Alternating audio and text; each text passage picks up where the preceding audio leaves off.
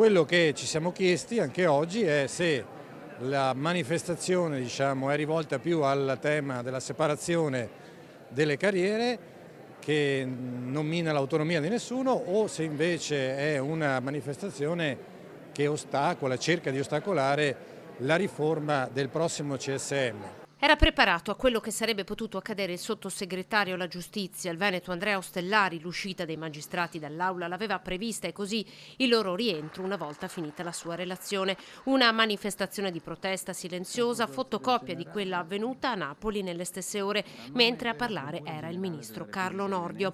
È una libera manifestazione del pensiero che però non condividiamo, chiarisce Ostellari, cui preme anche sottolineare. Se questo è il punto, quindi il tema del sorteggio, la versione a questa nuova modalità, allora noi dobbiamo essere chiari, lo intendiamo perseguire questo e proseguire in questa strada, perché il sorteggio andrà ad eliminare soprattutto la degenerazione del sistema delle correnti, che troppi episodi negativi abbiamo visto in tutti questi anni.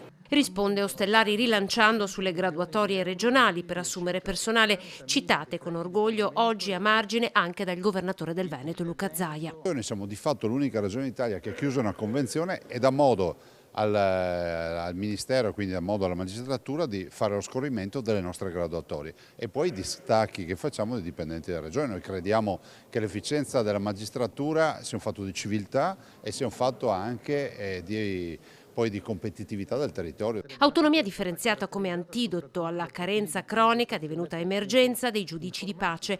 Sullo stato di salute della giustizia italiana oggi è intervenuto anche l'ex ministro della giustizia Piero Fassino, eletto alla Camera in Veneto per il Partito Democratico, contrario da sempre alla separazione delle carriere. Questa mattina è stata denunciata una situazione di carenza di organici, sia di magistrati sia di personale amministrativo, in tutti i tribunali del Veneto, che ovviamente è la questione fondamentale, perché quando la giustizia è troppo lenta non è più giustizia.